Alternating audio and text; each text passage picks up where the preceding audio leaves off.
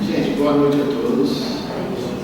Primeiramente, agradecer sempre a essa casa a oportunidade de estarmos aqui mais uma vez no trabalho da Seara do Cristo.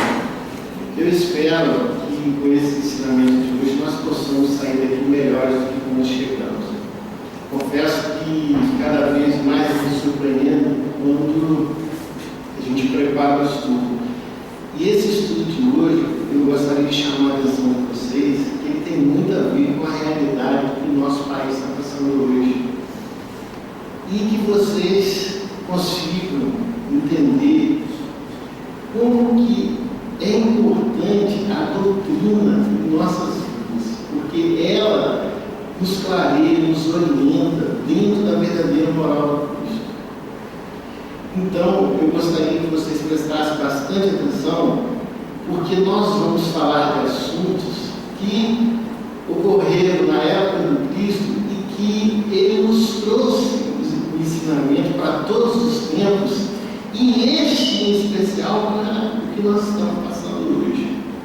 Então, eu peço a vocês que prestem bastante atenção, porque o nosso assunto de hoje é amor ao próximo, amar ao próximo como a si mesmo, dar a César o que é de César, né? Então, nós fizemos toda a busca e pesquisa seguindo o nosso Evangelho, segundo o Espiritismo e o Livro dos Espíritos, né? E sempre quando eu gosto de expor a doutrina, eu sempre gosto de falar sobre os princípios do Espiritismo. Isso é muito importante. É importante por quê? Porque para a gente poder raciocinar e tomar qualquer atitude em relação ao nosso cotidiano diário, nós temos que entender o porquê que nós estamos fazendo daquela forma. E muitas vezes nós temos o costume de tomar decisões mediante ao ciclo de vida corporal que nós estamos encarnados. E Jesus sempre buscando os seus ensinamentos, nos orientar que nós devemos proceder não somente como homem. Nós estamos aqui sim, no planeta Terra.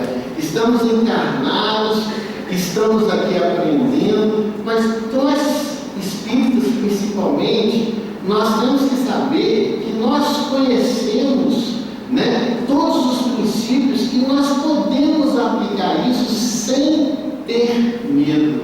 Quando eu falo sem ter medo, eu falo que muitas vezes, e isso eu sempre repito, às vezes o bom espírito é chamado de bobo. É um bobo, mas não é.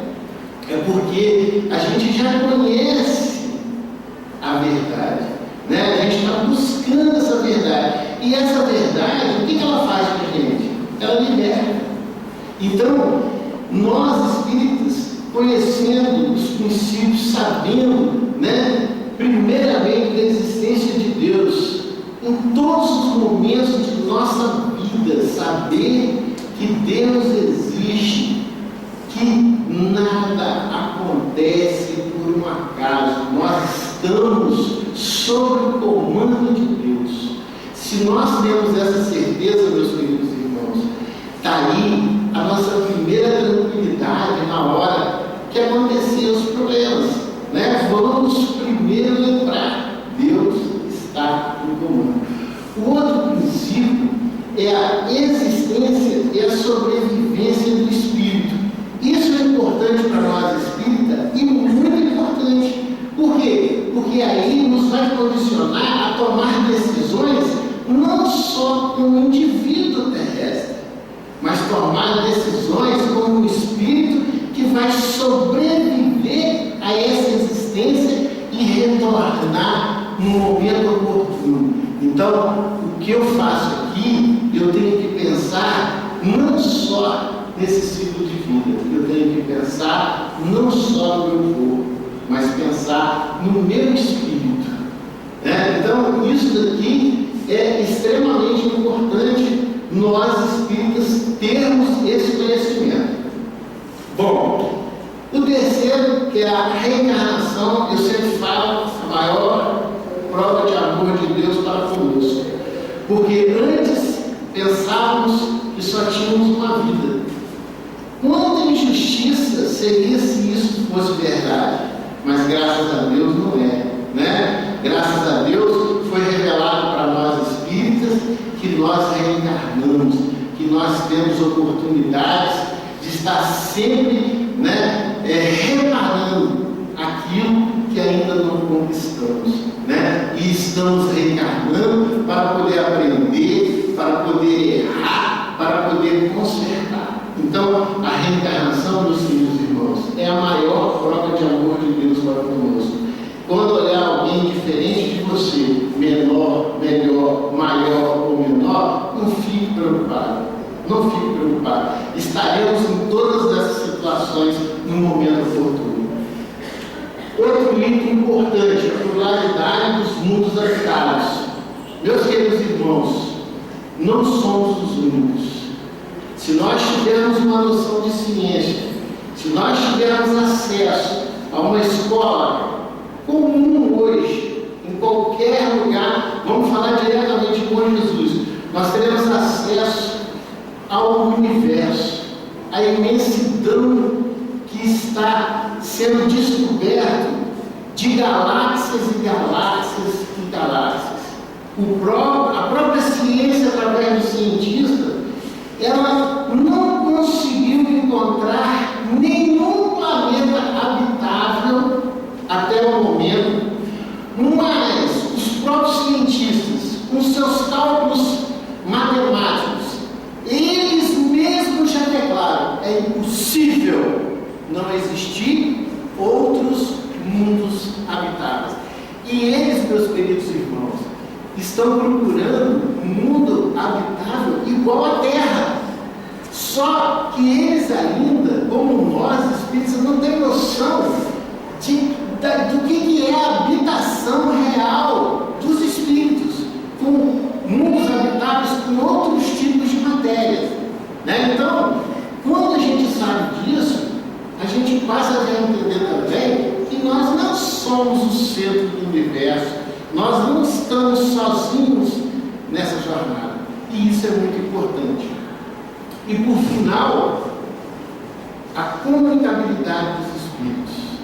Isso daqui, meus queridos irmãos, é a base da nossa doutrina.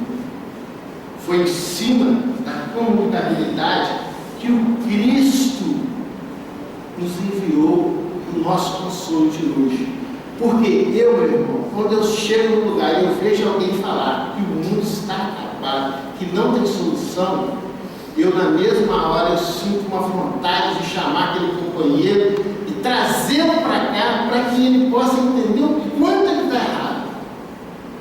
Mas, porém, contudo, eu sei que cada um a seu momento. Então, meus queridos irmãos, a nossa doutrina, que foi prometida por Jesus, ela foi compilada através do nosso irmão Allan Kardec, nos trazendo informações de grande importância para nós, para que a gente possa saber, ter a certeza de que o amor de Deus está emanado entre nós, acima de todas as coisas. Bom, agora, né, nós podemos entrar no estudo da noite de hoje, aonde nós vamos falar de dar a César o que é de César.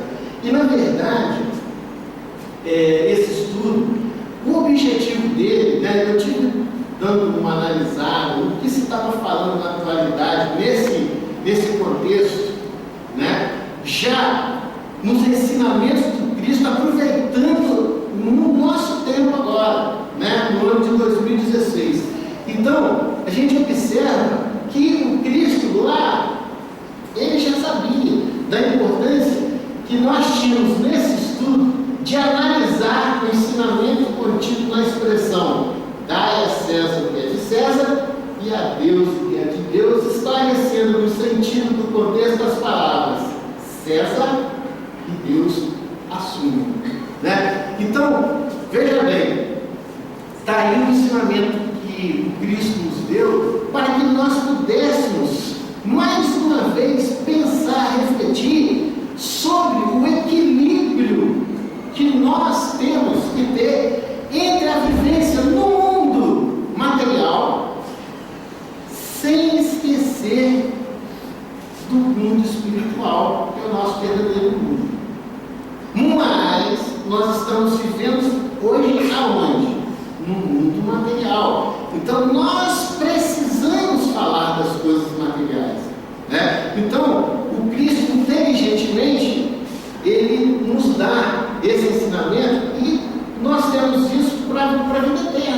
carregar a vida eterna.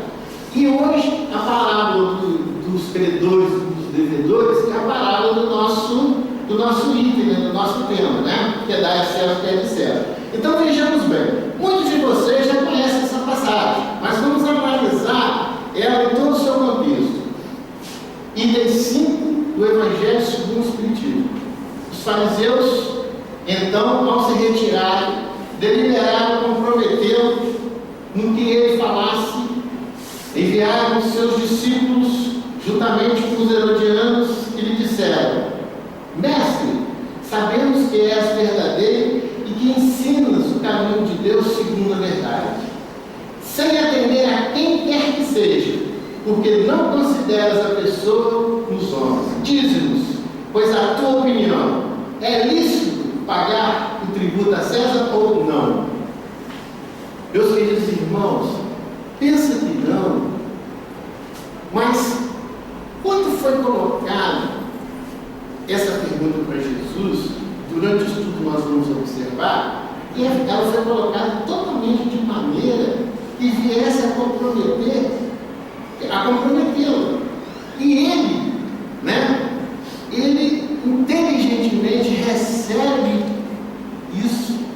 Na hora, ele fala hipócrita, porque ele sabe que aquilo lhe foi feito, né, de maneira a querer comprometê-lo, aquela pergunta. Mas ele não deixa em nenhum momento de expressar o amor e com isso aproveitar para dar um ensinamento aos homens. E aí, continua a passagem. Jesus, porém, conhecendo a sua malícia, disse: Hipócritas, por que me tentais? Mostrai-me a moeda em que se paga o tributo. E tendo eles apresentado o dinheiro, Jesus lhe disse: De quem é esta imagem e esta inscrição? E eles responderam: É de César. Então Jesus lhe falou: Dai, pois, a César o que é de César, e a Deus o que é de Deus. E então, eles ouvindo Jesus falar dessa maneira, eles admiraram, obviamente, porque levaram uma rasteira de Jesus, né? Era Jesus, não era qualquer um, né? E se retiraram.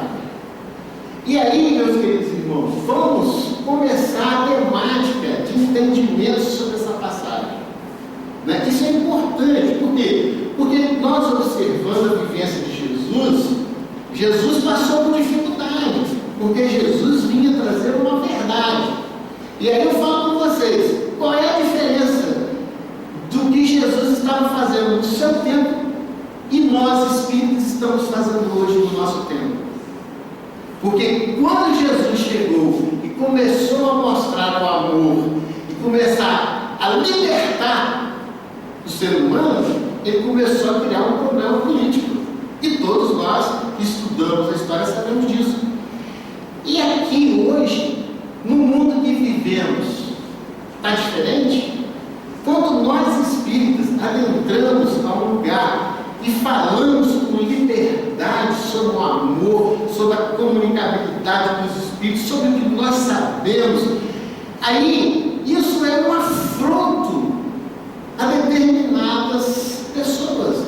Não que a gente venha fazer isso de maneira que a gente venha bater de frente com qualquer doutrina, não. É porque a verdade, ela às vezes, ela faz isso. Ela traz o medo. E aqueles que têm, às vezes, o domínio e o poder, eles não querem.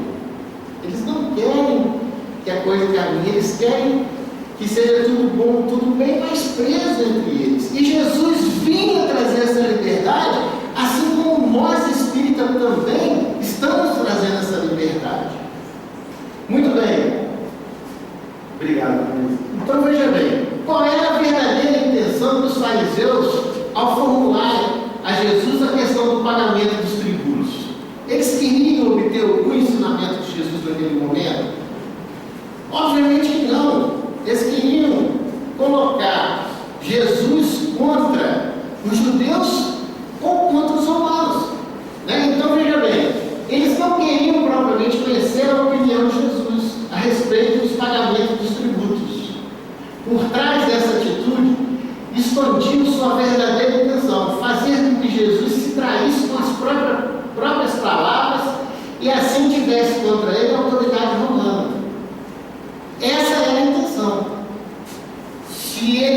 cair para aqui, ele cai ali. Se ele for para aqui, ele cai lá. Mas Jesus, um espírito milenar, né? Nós espíritos sabemos disso, né? Saiu de letra, pediu uma moeda e mandou mostrar a cara.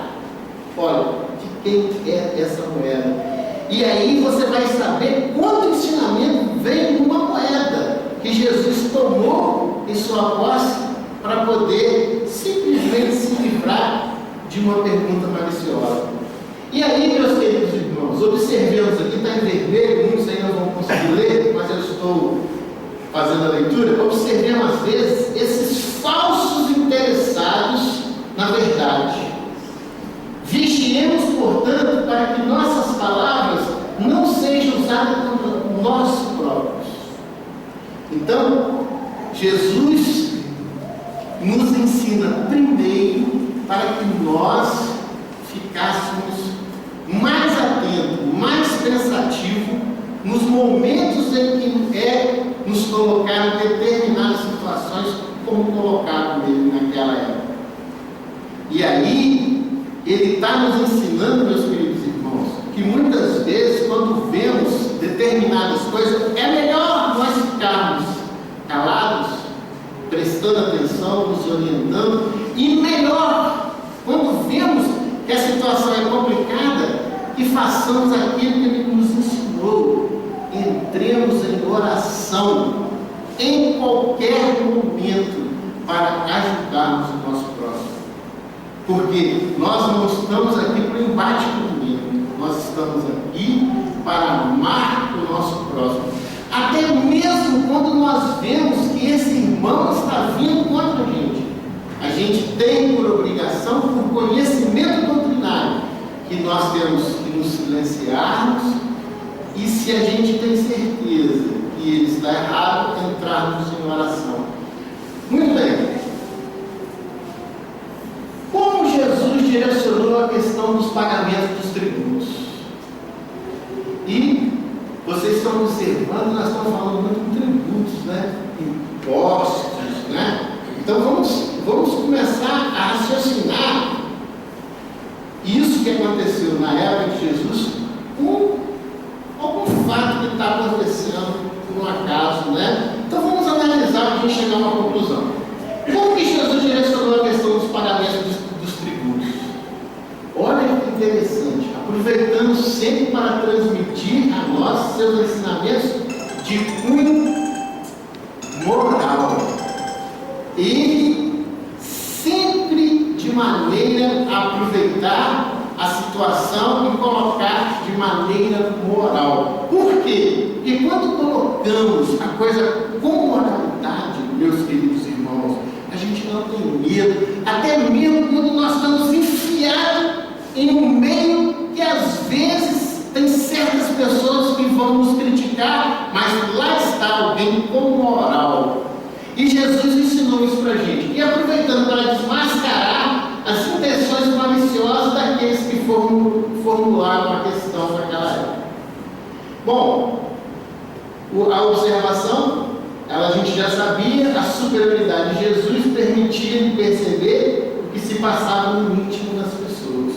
Então Jesus, ele já tinha essa percepção por experiência, por ser um espírito vivenciado.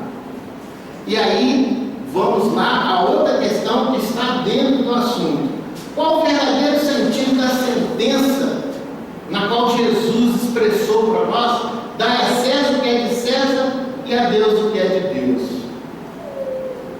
Que o homem deve atender às obrigações decorrentes da vida material, respeitando as leis vigentes e honrando seus compromissos assumidos, sem descuidar da lei de Deus através do cultivo dos valores espirituais que o conduzem à perfeição. Então, meus queridos irmãos, Jesus nos ensinava e trouxe um ensinamento de mais de 2000 anos atrás, mostrando para nós que as nossas obrigações também são obrigações do plano terrestre. Nós temos que ter compromisso com as leis humanas, se essas leis existem, é porque elas precisam existir e nós não temos condições de nos vivenciarmos sem lei. Nós precisamos ainda, né? A nossa natureza é uma natureza ainda que as leis precisam existir para que nós obedecemos. E ainda muito mais, porque além da lei, nós temos, se tem lei, tem justiça, se tem justiça, tem polícia também, né? Muito bem. Então, dar a César o que é de César significa atender às obrigações que assumimos junto à sociedade, sermos pais dedicados, bons irmãos e cidadãos responsáveis. E é dar a Deus o que é de Deus equivale cumprir os preceitos divinos do amor e da caridade, indispensáveis ao nosso progresso moral e espiritual. Então, meus queridos irmãos, mais uma vez, é bom lembrar que a nossa vida na terra é para que nós possamos ser bons pais, para que nós possamos cumprir as leis humanas, né? Até mesmo quando essas leis divergem, mas nós temos que observar que se corrige. Então nós temos que respeitar essas leis, sem fugir aos preceitos divinos, né? Que é os preceitos de amor e de caridade. Muito bem. Ainda tem um comentário aí do livro do Evangelho, que é a questão número 6, que é o comentário, né? A questão proposta por Jesus foi devida ao horror que os judeus tinham ao tributo que lhe era imposto pelos romanos. Fazendo dele uma questão religiosa, um numeroso partido se havia formado para recusar o imposto. Portanto, o pagamento do tributo era para eles uma questão irritante da atualidade, sem que a pergunta feita a Jesus, é lícito pagar o tributo a César ou não, seria sem nenhum sentido.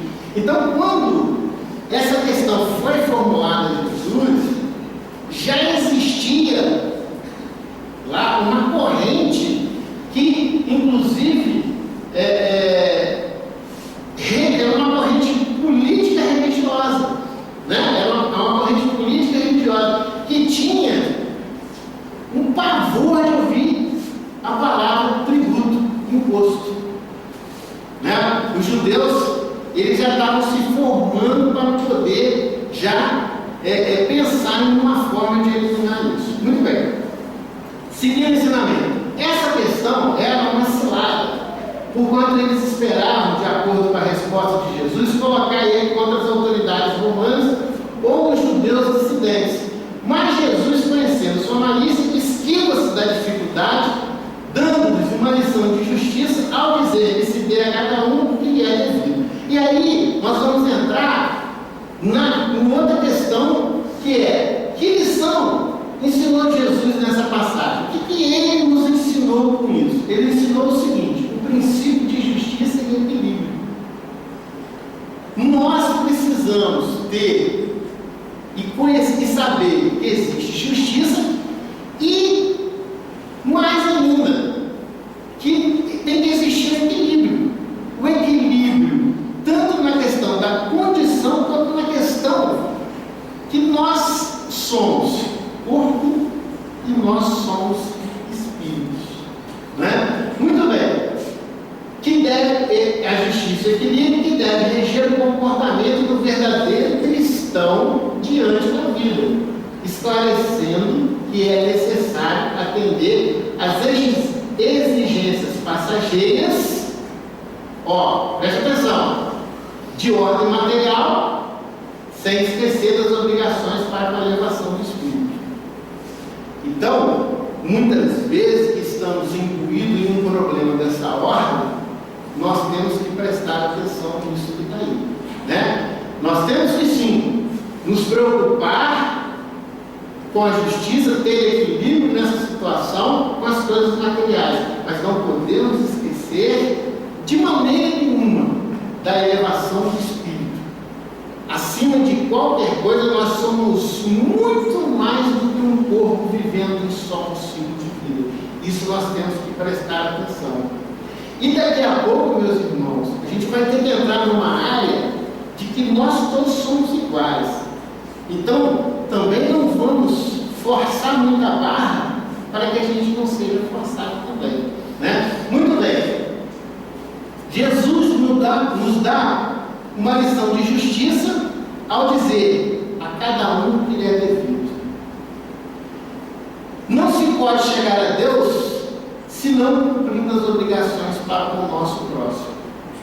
Então precisamos cumprir as obrigações para com os nossos próximos. E aí, meus queridos irmãos, eu fui no livro dos Espíritos buscar as questões de justiça, para a gente poder entender como que foi, como será, ou como era, ou como é, que foi dada a ideia de justiça em nós, né, no nosso conhecimento. E aí, né, a questão 873, Kardec faz a seguinte pergunta aos Espíritos: o sentimento da justiça está em a natureza ou é resultado de ideias adquiridas?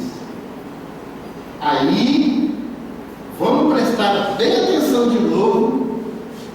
Está de tal modo em a natureza. Então a questão de justiça é natural. Que vos revoltais a simples ideias de uma injustiça. Quer dizer, toda vez que a gente já vê alguma coisa que é injusta, a gente já revolta, né? É fora de dúvida que o progresso moral desenvolve esse sentimento, mas não o dá. Deus o pôs no coração do homem, daí vem que frequentemente em homens simples e incultos se vos deparam noções mais exatas da justiça do que os que possuem grande cabedal de saber. Então, os Espíritos nos informam, né, através de Kardec, ensinamento que Jesus propôs para nós, para que a gente pudesse ter um entendimento real de justiça, né, de que ela é natural e que ela está dentro de nós e ela está sendo desenvolvida também, e de acordo com o nosso entendimento, nós conduziremos essa moral de maneira que não importa o nosso estado cultural, o nosso estado intelectual. Muito bem. E aí, indo mais um pouco, nós vamos à próxima questão seguida dessa. Sendo a justiça uma lei da natureza, como se explica que os homens a entendem de modo tão diferente, considerando injustos o que outros parecem injustos? Aí vem a resposta: é porque esses sentimentos se misturam com as paixões, que o alteram, como sucede à maioria, a maior parte dos outros sentimentos naturais, fazendo que os homens vejam coisas por um prisma falso. Então, vejamos bem, determinadas situações que às vezes vemos uma injustiça, o outro irmão, tadinho, ele está sob um prisma falso, ele não entende da mesma forma. E quando eu falo isso, eu estou falando por quê? Porque nós estamos a toda hora condenando o nosso próximo, toda hora criticando, toda hora espizinhando, porque nós temos uma visão de justiça, mas nós não sabemos como o nosso próximo tem a visão dele. E muitas vezes, queridos irmãos, esse irmão está errado, mas muitas vezes ele acha que está certo.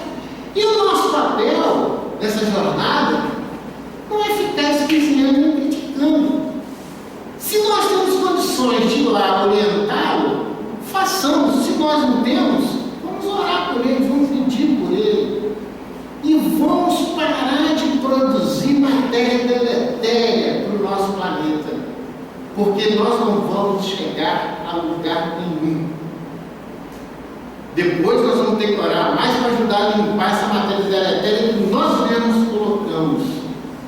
E isso, meus queridos irmãos, eu estou falando do fundo do meu coração, porque nós estamos vendo passarmos por uma situação que é complexa, e que muitas vezes a pessoa não sabe nem do que está falando, está criticando determinada em situações. E isso, meus queridos irmãos, não porque A ou B está certo ou está errado. Alguém está errado, com certeza, mas não somos nós que vamos fazer ou produzir determinados tipos de matéria para prejudicar o irmão, sair criticando, aumentando o seu defeito, enfiando o dedo na ferida. Não, vamos orar, vamos pedir por ele, né? E aí, o livro dos Espíritos, né? Kardec, muito inteligente e sabedor que nós precisávamos detalhar o nosso aprendizado, ele pergunta a definição de justiça. Então, a resposta dos Espíritos para nós: a justiça consiste em cada um respeitar o direito dos demais. Muito bem. Sobre justiça, os nossos amigos espirituais já nos orientaram. Nós já temos essa ideia. E aí, continuando o estudo, continuando o assunto, já temos conhecimento sobre justiça. Não se deve entender a afirmativa da César o que é de César de maneira restritiva e absoluta. Meus queridos irmãos, isso que está escrito aqui é o item 7 do nosso Evangelho. Isso aqui não foi tirado, extraído de qualquer lugar, não. Foi extraído, né, do nosso Evangelho. De maneira restritiva ou absoluta. Como todos os ensinos de Jesus, trata-se de um princípio geral, resumido sob uma forma prática e usual e deduzido de uma circunstância particular. Continua. Esse princípio é uma consequência daquele que diz que devemos agir com os outros como gostaríamos que ele agisse conosco. Condena todo o prejuízo material e moral causado aos outros. Condena todo o prejuízo material e moral causado aos outros. Toda violação dos seus interesses prescreve o respeito dos direitos de cada um, como cada um deseja que respeite os seus. Ele se estende ao cumprimento dos deveres para com a família, a sociedade, a autoridade, assim como para todos os indivíduos. Será que nós somos tão perfeitos, que nós temos condições exatas de julgar o irmão em uma situação na qual o irmão, a gente tem a certeza, mesmo tendo a certeza que está errado? Não. E mesmo que a gente saiba que esse irmão está errado, será que você gostaria que, se você tivesse na situação que ele está, ele te tratasse daquela forma que você está tratando ele? Então, meus queridos irmãos, vamos pensar muito bem antes de apontar o dedo, porque vai um, vem quatro para cima da gente. E quando se fala nisso, e nesse ensinamento de Cristo, nós estamos prestando atenção, porque isso vai começar dentro da nossa família. Dentro da nossa família. Ah, eu tenho um irmão que é a ovelha negra da família. Opa! Epa! Você é espírita? É. Ó, vamos lá, hein? Quem sabe essa não é a sua missão? E aí, meus queridos irmãos, nós não sabemos o potencial de um espírito, da sua individualidade, da sua intelectualidade. Nós temos que ajudar, principalmente na sua infância. Mas se passou e não houve ajuda, nós temos que colaborar com ele depois, entendê-lo. Aquele irmão, aquela irmã, aquele pai, aquela mãe que tanto dá ou te dá o problema, ou você pensa que te dá o problema, é aquele que mais você precisa entender, é aquele que mais você precisa tirar o dedo dele, é aquele que mais você precisa orar por ele. Porque, às vezes, nem potencial para ajudar a corrigir nós temos, mas nós temos uma ferramenta importantíssima de oração. E aí estende da família, vai para a sociedade, respeitar. E aí, eu lembro que eu fiz essa exposição em Calçado, eu fui cometer. O vizinho. Às vezes nós temos um vizinho que é problemático. Mas e aí, meus queridos irmãos?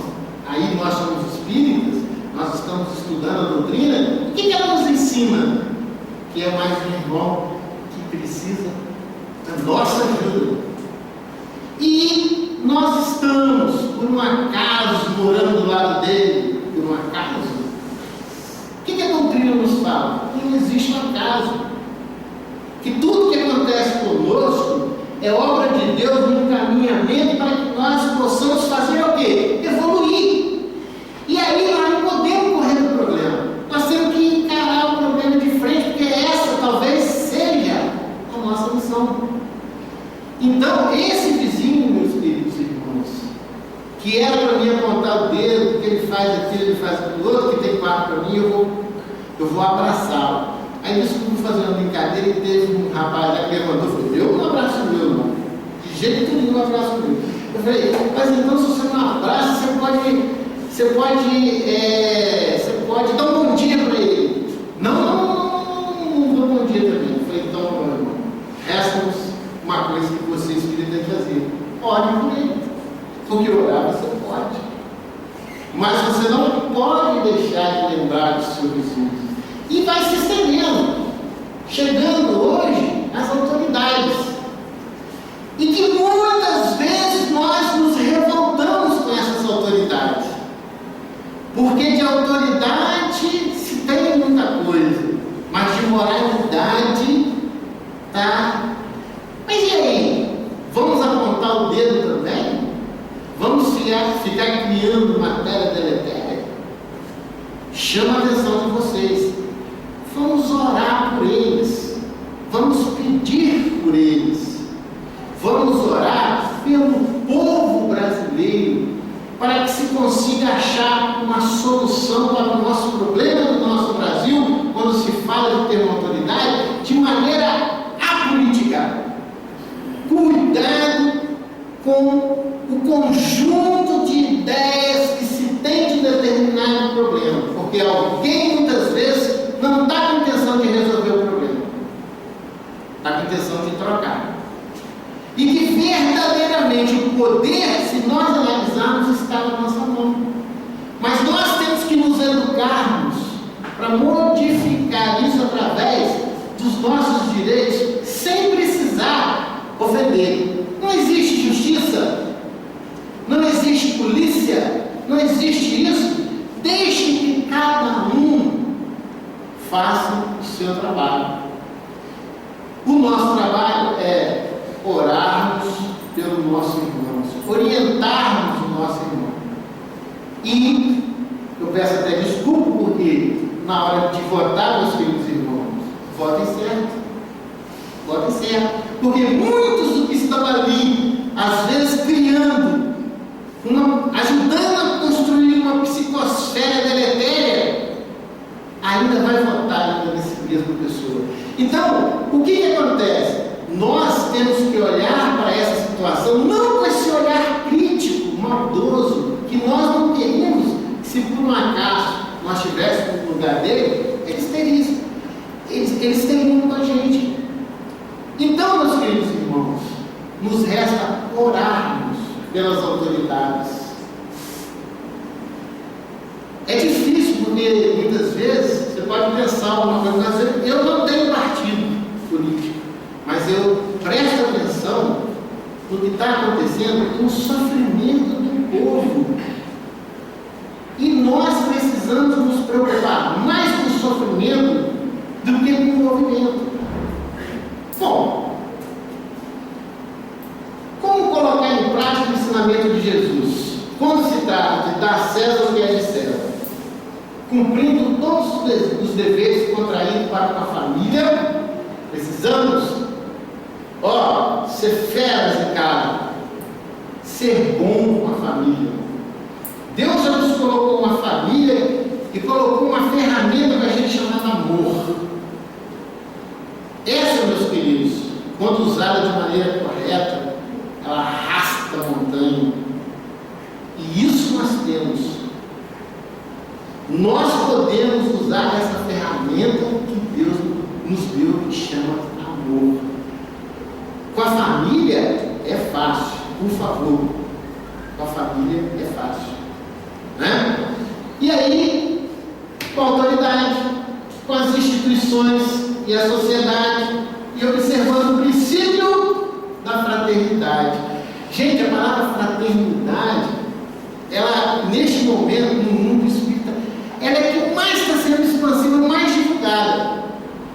E ontem eu tive a oportunidade de assistir uma exposição na Casa do Caminho, do nosso querido Roberto Sabatini, e eu observei, né, fui feliz em ver que falando sobre Paulo Estevam, ele a toda hora ele falava sobre fraternidade, fraternidade, fraternidade. E ele falava fraternidade naquele tempo em que nós não tínhamos a doutrina espírita ainda. E já sentimos pessoas no nosso planeta fraternas. Então hoje, com a doutrina, queridos irmãos, nós precisamos exercer a fraternidade, segundo o qual devemos proceder para com os outros como queiramos que os outros procedam conosco. A todo momento, quando acontecer alguma coisa que você acha que é injusto e que você tem entendimento de injustiça, eu vou agir com essa pessoa como eu queria que ela agisse comigo se fosse eu. Porque se hoje é ele, amanhã pode ser você. Porque já vi muita gente falar, eu sou. Você dá o poder a ele, o problema vem na hora. Se eu estiver errado, eu peço desculpa, é vivência.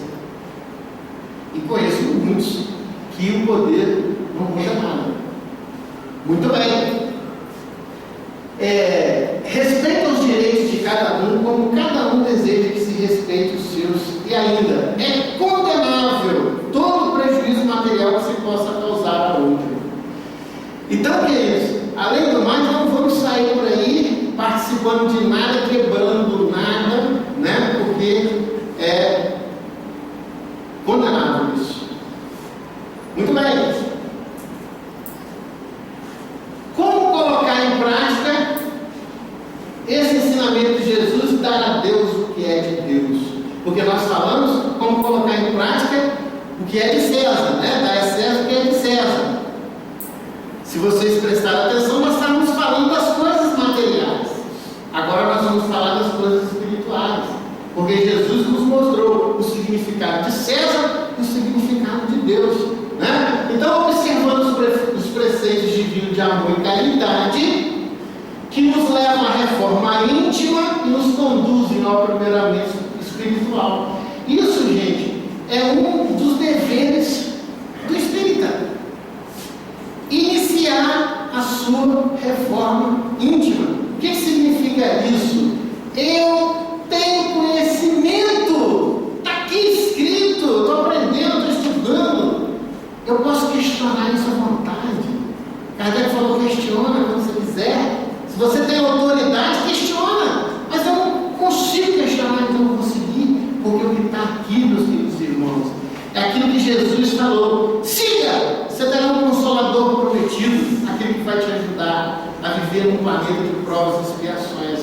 Porque é muito difícil, meus queridos irmãos, viver num planeta de provas e expiações sem isso aqui. Porque eu sei que eu já tive em outra doutrina. E coitados cachorrinhos que dormiam na porta da minha casa. E a doutrina veio esclarecer, veio ensinar através do amor. Queridos irmãos, para que cumpramos a lei de Deus, é necessário amar o próximo.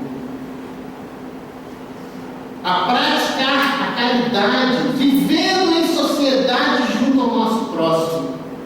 E aí, vamos lá no Livro dos Espíritos, saber o que é caridade segundo o Espiritismo.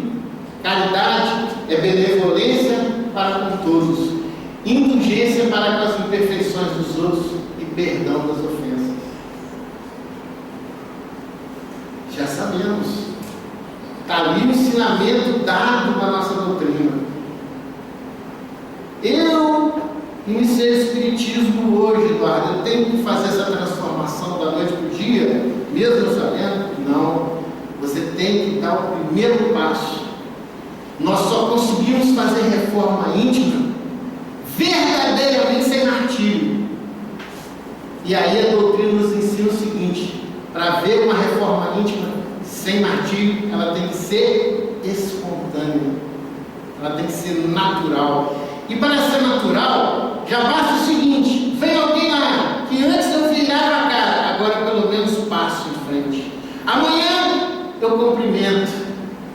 Se eu conseguir, depois de amanhã eu vou abraçá-la, mesmo sabendo que eu posso levar ou não. E no outro dia, quem sabe não fazer outra coisa. E no outro dia, quem sabe não receber de volta. Agora, para mim fazer isso, não é da noite para o dia, não é saindo da exposição que eu vou sair daqui abraçando todo mundo. Não, eu preciso fazer isso de maneira espontânea, eu preciso sentir. Mas para isso é só pedir: meu Deus, me ajuda, porque eu preciso amar o meu próximo. Será que vocês entenderam isso? Nós precisamos. Não é uma questão de nada, é uma questão nossa, é uma proposta nossa, né? Muito bem, já estamos finalizando, tá? E aí, na questão do Evangelho segundo o Espiritismo, amar no sentido mais profundo da palavra é ser leal, honesto, consciencioso para fazer os outros o que deseja e faz para si mesmo. É procurar a sua volta, a razão íntima de todas as dores que oprimem vosso irmão, para levar-lhes um alívio.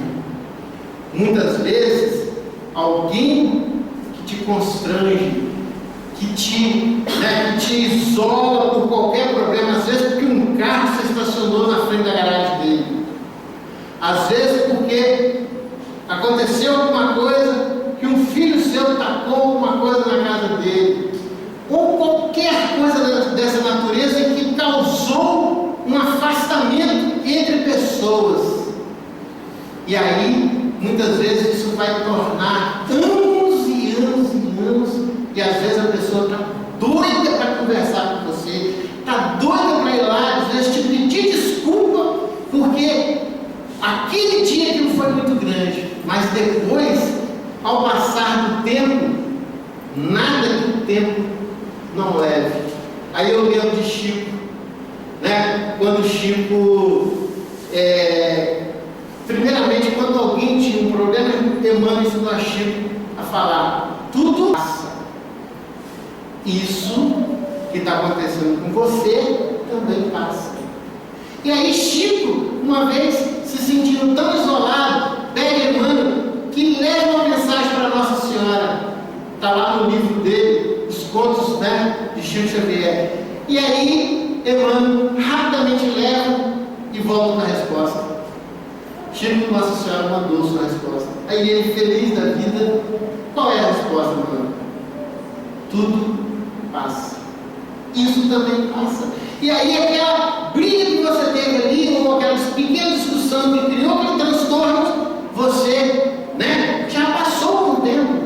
E às vezes seu irmão está doido para ir lá tornar de novo aquela amizade que você tinha com ele, aquela coisa bonita, aquela troca de informações. Às vezes a gente viaja e precisa que o vizinho olhe a casa, mas o nosso orgulho, o nosso egoísmo bate mais alto. E aí, irmãos espíritas, queremos o Evangelho, vamos ler na hora de dormir, vamos pedir a Deus ajudar a gente, para que a gente comece a nossa reforma íntima. E também não esquecer de orar por aqueles que a gente tem esses conflitos terrenos, porque orando por ele, nós estaremos ajudando ele. E é aí que traz os ensinamentos segundo o livro dos Espíritos para nós, que nós temos que ser modestos. Não precisa abraçar se você não tem condição de abraçar ainda, né? Você tem que ser honesto. Conclusão, né? Para cumprir o preceito ensinado por Jesus, dar a César o que é de César e a Deus o que é de Deus, devemos não só respeitar as leis humanas, cumprindo para com nossas obrigações. com a família, as instituições, a sociedade, como observar os preceitos divinos de amor, caridade, praticando-o. Aqui, ó, praticando-o. Espírita, agora é prática. A nós é prática. O que nos possibilita um progresso moral e espiritual. Aí, para finalizar, eu peço licença a vocês, porque aí vocês devem ter ouvido eu falar muito a respeito das questões, né, de justiça, né, de amor, de caridade, e falar, eu não estou criticando as pessoas, não, eu estou querendo dizer que nós espíritas precisamos orar mais, tirar dedo, volta esse dedo, ora mais por aqueles que você acha que está nos prejudicando, e principalmente está prejudicando o povo sofrido brasileiro. E aí, por quê? Porque aí, ó, vamos ver a carta que o doutor Bezerra de Menezes nos trouxe, né? No final nós vamos falar a data e o médium, né? Filhos amados, olha o doutor Bezerra falando pra gente. Doutor Bezerra é um dos espíritos que, falar isso até é meio constrangedor, mas eu tenho certeza que mais do doutor Bezerra e Ismael não existe aquele que ama o nosso Brasil, aquele que deixou sua elevação para ficar ajudando, impulsionando o nosso progresso. Quem quiser dar uma olhadinha sobre a vida do doutor Bezerra vai observar quanto amor esse homem tem pelo Brasil. E olha o que ele fala sobre o Brasil, aquele que mais ama o Brasil. Filhos amados, a palavra crise vem sendo pronunciada constantemente por meus irmãos da terra. De fato, o momento é de crise inegável nos mais variados campos da atividade humana, mas nada se encontra fora do controle do Pai que nos ama, e se Ele permite a existência de turbulência, é para que possamos extrair as lições para o nosso amadurecimento. Presta atenção, espírita. Na crise econômica, aprendamos a viver com mais simplicidade. Na crise da solidão, aprendemos a ser mais solidários. Na crise ética, tenhamos posturas mais justas. Na crise do preconceito, aprendamos a respeitar mais os irmãos que pensam diferente de nós. Na crise espiritual, fiquemos mais perto de Deus pela fé e pela oração. Na crise do ressentimento, perduremos um pouco mais. Na crise da saúde, guardemos mais equilíbrio em nossas atitudes. Na crise do amor, deixemos o nosso coração falar mais alto do que o egoísmo. Momento de crise é momento de um passo adiante. Retroceder, rebelar ou estacionar, nunca. A crise pede avanço, e se a crise chegou, é para cada um de nós. É hora de levantar, mudar e seguir em frente na construção de um novo tempo de amor e de paz. Ditado por Bezerra de Menezes, psicografia de José Carlos de Luca, em 15 de agosto de 2015. E essa mensagem que o Dr. Bezerra de Menezes traz aos espíritas tem como maior preocupação a sujeira deixada na psicosfera do nosso planeta por essas críticas desenfreadas, partindo principalmente de nós, que hoje já sabemos que esse tipo de pensamentos e palavras são matéria deletérias e informação em torno da crosta do nosso órgão. O espírita deve entrar em oração, pedindo pelo nosso país e pelo nosso povo sofrido, auxílio e ajuda da espiritualidade, para agirmos somente no momento certo. Meus queridos irmãos, eu agradeço a vocês por estar aqui ouvindo e espero que tudo que eu falei aqui, eu tenho absoluta certeza que saiu dos ensinamentos do Cristo, de dentro da sua doutrina, passou por dentro de um coração que está com um sentimento, que é o sentimento que a gente precisa ter, que eu estou tentando ter, que é amor, que é caridade, e agora, somando a uma nova palavra que eu tenho ouvido muito nesses últimos tempos, fraternidade. Então espero, peço a vocês fraternidade para o nosso Brasil. Muito obrigado.